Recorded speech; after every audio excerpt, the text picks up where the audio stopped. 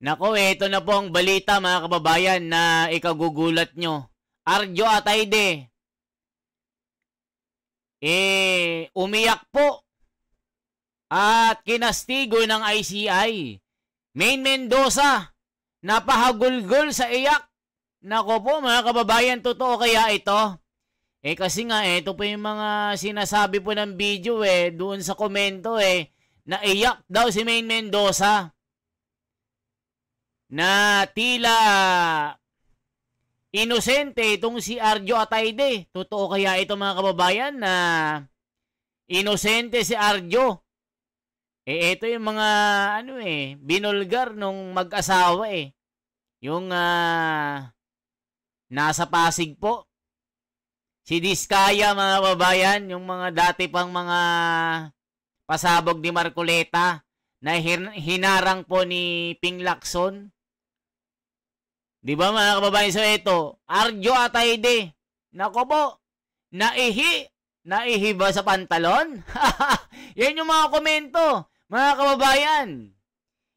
Sabi din mga komento, mga kababayan ko, ito hindi galing sa akin na ito yung mga nagko-comment doon sa mga picture ni Main Mendoza. Nagala ng gala. Laging may patayong franchise ng isang sikat na fast food. Yung kalaban ni Jollibee, bakit lagi daw nagpapatayo? Dito ba galing yung pera? Dito ba, saan galing yung pera? Yung mga ganun, di ba mga kababayan? Yan po yung mga balita. So ngayon po, pakinggan po natin, totoo ba mga kababayan na inosente itong si Arjo Atayde? At bakit si Main Mendoza maiyak-iyak daw? Totoo kaya ito? Nako po, panoorin natin para malaman natin kung totoo na napaiyak si Main Mendoza. Yan kasi mga mga chismosa. Alam mo yung mga chismosa dito, chismosa doon. Panoorin natin ito para iwas po tayo sa fake news sa ito po. Humarap sa Independent Commission for Infrastructure o ICI ang mga kongresistang sina Arjo Atayde at Dean Asistio. Kaugnay pa rin yan ang kanilang pagkakadawit sa flood control scandal. At live mula sa Taguig, nasa frontline ng balitang yan si Gerard De La Peña. Gerard, ano nga ba ang sabi ng dalawang kongresista na nandiyan ngayon? Sila daw ba yung humiling ng executive session o ito ay inoffer mismo sa kanila ng ICI? Bandang alas 10 ng umaga nang dumating dito sa Independent Commission for Infrastructure itong si Quezon City 1st District Representative Arjo Atayde at Caloocan 3rd District Representative Dean Asistio para umattend ng dalawang magkahiwalay na pagdinig. Giit ng dalawa voluntaryo sila nagpunta dito para linisin ang kanilang pangalan na nauugnay ngayon dito sa flood control scandal. Kung matatandaan natin siya, ay kabilang ang dalawa sa mga binanggit na mag-asawang Curly at Sara Diskaya na pumoporsyento raw umano sa mga proyekto ng gobyerno. Kwento ni Atayde, sumulat siya sa ICI 2 linggo na ang nakalilipas para kusang magbigay ng testimonya. May dala rin daw siyang affidavit. Handa raw siyang sabihin ang lahat para lamang malinis ang kanyang pangalan. Naging emosyonal naman si Atayde nang mabanggit ang pagkakadawit ng ama niya sa flood control scandal. Pakinggan natin ang kanyang pahayag. Baka mas mabuti po, bago po magturo, ibigay po muna sa akin yung ebidensya laban sa akin. And my father is also willing to go through the investigation. Wala po kami tinatago, hindi ako magtatago, hindi ako iiwas, hindi ako lilipad ng ibang bansa. I am here to thoroughly go through the investigation to fight for my innocence. Samantala, layunin din daw ni Congressman Asistio na malinis ang kanyang pangalan. Sabi niya, bandang Nobyembre noong nakarang taon nang makilala niya ang mga Diskaya sa isang awarding ceremony sa Camp Aguinaldo. Pero matapos noon ay wala na raw silang ugnayan ng kontraktor. Hindi naman ini-livestream ang dalawang hearing ngayong araw na ito. Sumulat daw sina Atayde at Asistio sa ICI. Teka lang, akala ko ba livestream? Ano yun, selective? Pagka-artista, secret? Akala ba natin ICI, transparency na tayo? Ano yun, nagtatago pa rin kayo? Pagka-artista, ayaw nyong ipakita. Pero pag kayong iba, pinapakita. Di ba sabi ng ICI, ipapakita na daw itong gagawing investigation. Nako, sinungaling pala mga ito. bakit hindi pinakita ang ang investigation, ang interrogation? Nako, mga kababayan, ito na naman ang ICI. Meron na namang tinatago. Mga kababayan, nako po, kalampagin ng ICI. Sinungaling pala ito. Bakit? Bakit executive session? Bakit sekreto na naman? Ba't hindi nyo ni-live stream? Nako, mga kababayan, ay pinipili ang mga ito porke artista. Diba, hindi natin sinasabi na guilty si Atayde. Hindi natin sinasabi na may kinalaman. Pero dapat ipakita nila yung nangyayari sa loob. Sekreto na naman. Nako, mga kababayan, ganito ba talaga itong ICI na ito? Hawak ba ng sindikato ito? Yan ang komento ni Juan Tablado ng Santa Maria, Ilagan, Isabela. Naku po, layo ng mga komento natin.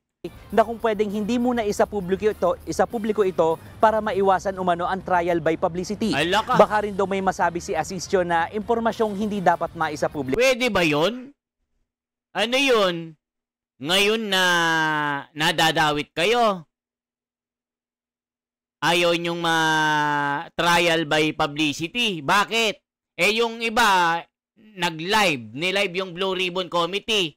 Bakit ngayon? Sinasabi nyo na naman na sekreto naman ang investigation. Nako, mga kababayan, may kabalbalan na naman ng ICI. Sekreto na naman ang ginagawang investigation. Porke artista. Hoy, gumising kayo ICI. Anong klaseng panloloko ang ginagawa nyo sa taong bayan? Ba't sekreto na naman? Akala natin transparency ang gagawin nyo. Nako, mga kababayan, may ginagawa na namang kalokohan ng ICI na ito. Ano yun? Iiwas sila ng trial by publicity. Bakit? Kung hindi ka namin guilty, bakit matatakot ka? Di ba, mga kababayan? Ano naman ngayon kung i-bash ka? Porke artista, ganon. Nako, mga kababayan, ang ICI may kinikilingan na naman. Hoy, kalampagin nyo ICI. Porke artista, porke artista. Ba't yung iba? Na trial by publicity, kung guilty, di guilty. Kung hindi, hindi. Diyos ko Lord, mga kababayan, nahihiya daw sila. Baka may ma-misinterpret. Anong kala nyo sa mga Pilipino? Bobo. Ninakawan nyo na nga. Ginagawa nyo pang bobo. Mga kababayan, sino bang manggigigil, mga kababayan? Lahat manggigigil sa mga ito. Dati nang sinabi ng daw sina Atayde at Asistio sa ICI na kung pwedeng hindi muna isapubliko ito para maiwasan umano ang trial by publicity. Baka rin daw may masabi si Asistio na impormasyong hindi dapat maisapubliko. Dati nang sinabi ng komisyon na magkakaroon ng executive session kung may mga makukompromisong impormasyon na makakaapekto sa national security. Wala pang pahayag ang ICI tungkol sa mga naganap na hearing ngayong araw na ito. Handa naman daw na bumalik dito ang dalawang mababatas kung ipapatawag sila ng komisyon. Maraming salamat, yan po ang expert. Mga kababayan, mukhang palpak itong ICI na ito, mga kababayan. Ba't? Tingnan nga natin mga komento. Nako po, iyak si Atayde. Ayun madaling mag-deny. Kasi hindi magsasalita si Joy Belmonte kung hindi totoo. Iyak ng iyak ng iyak. Nako, si Atayde umiyak. Ikulong buong pamilya, pati ina, lahat inilibre sa helicopter ng mga kapwa-artista. Nako po. I-public nyo hearing, mga unggoy kayo. Diyos ko, drama lang nyo. Yan, para naman talaga makulong kung sino-sino ang pinaguhuli ng congressman ng una. Nyo niloloko, paniniwala ng mga tao. Makulong ka na, Atayde, pati tatay mo, kickback pa more. Nako, ang daming komento, galit kay Atayde. Emotional si ate, tae na, dati pang nakikinabang ang tatay. Nako po, ikulong ang kurakot, Atayde at Asistio. Laka, kaloka, hahaha, biglang yaman. Kaloka, mga buhaya, pamilya. Kawawa lang si Maine, damay ang dignidad dahil sa pamilyang bakulaw sa pera. Kurap pa more. Nako, mga kababayan. Atayde at Asistio humarap sa ICI kaso tinago ang hearing. Akala ko ba transparent na ang ICI? Tignan nyo, mga kababayan, pinaglololoko tayo ng ICI na ito. Kalampagin yung ICI na ito. Hoy, mga hinayupak kayo dyan. Sabi ni Berto, ng Ilagan, Purok 1, Purok 2 hanggang 4. Nanonood daw sila sa atin. Nako mga kababayan, Atayde mag-artist ka na lang pwe. Hoy, anong hindi pwede namin marinig sa inyo mga ogag pala kayo? Kami na ninakawan nyo? Kayo pa yung nagde-demand ng executive secret session? Mga hinayupak kayo, tignan nyo. 8 million gift for main. Nako po mga kababayan, grabe. Saan ka kukuha ng pera? Mga kababayan, saan ka kukuha ng pera na 8 million na regalo kay Maine Mendoza? Nako po, drama mo, pre. Visit ka, sabi ni Kono Marcliod. O ayaw daw ma-public by by publicity. Ayaw daw nilang makita yung usapan. Baka ma-misinterpret na naman daw ng mga Pilipino. Oy, mga bobo! Ano nga akala nyo sa amin? Bobo? Mga animal ito Eh, sinong hindi magagalit? Ba't sinisikreto ng ICI ito? Ginagawa nyo kaming tanga? Ginagawa nyo kaming bobo? Porke artista, sekreto ang investigation? Hoy, gumising kayo! Transparency for a better democracy. Sabi nyo, ipapakita nyo. Ngayon, sekreto, porke artista. Mga kupal kayo Ginigigil nyo si The Wonder Aba mga kababayan, hindi pwede yan. Hindi porke Arjo Atayde yan. Isisikreto nyo yung investigation? Baka daw may mabanggit na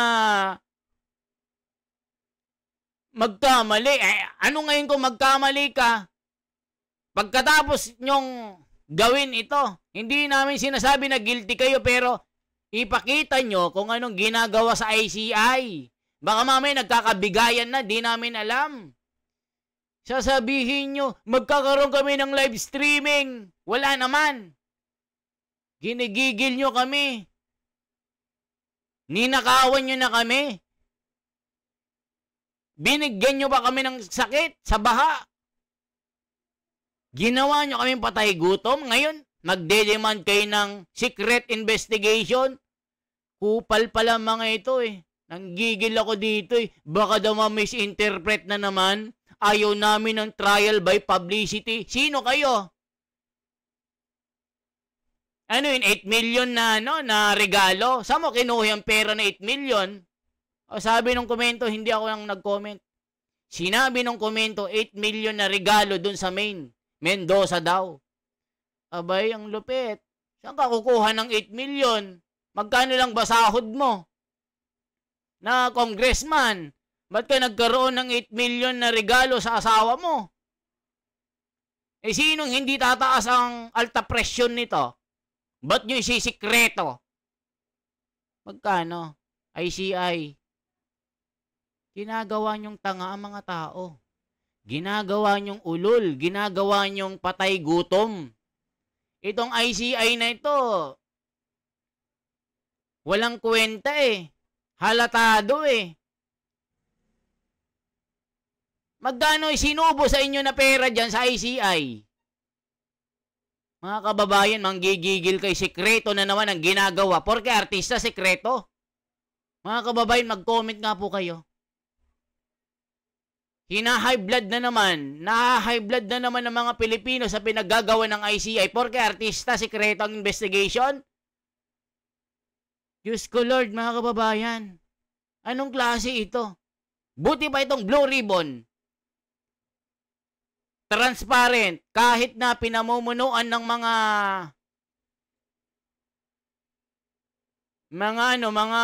itbulaga, transparent naman, at least nakikita natin kung may nangyayaring bulagaan, dyan sa ICI.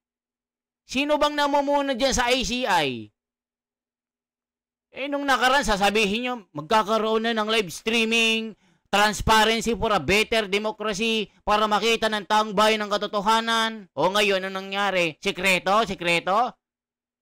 Naku po mga kababayan, ginagawa na namang bulagaan ng ICI. Yan lamang po ang ating bahagi. Isang like at isang share po at isang subscribe. Mga kababayan, transparency for a better democracy. Huwag nyong gawing bobo mga Pilipino. Inchendes! Gigigil ako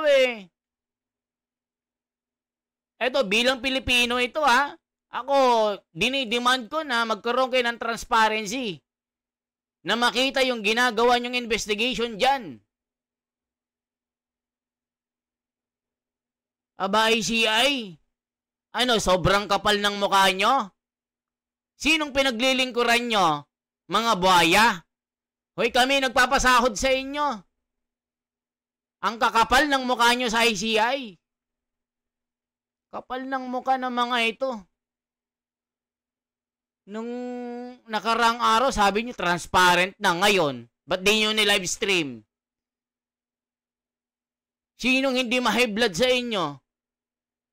Mga kupal kayo? Sinong hindi ma-high blood? O mga kababayan, di ba kayo na high blood dito? Porke artista, sekreto? Ba't sa Blue Ribbon? Transparent.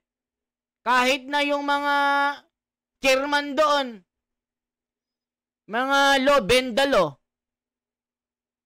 Di ba at least nakikita natin na may mga may cover up. Wala bang cover up? Mga kababayan, ginit ulo ko eh. Okay po, yan lamang ang ating reaction ngayon. Na high blood ako mga kababayan. Pasensya na po, mabuhay.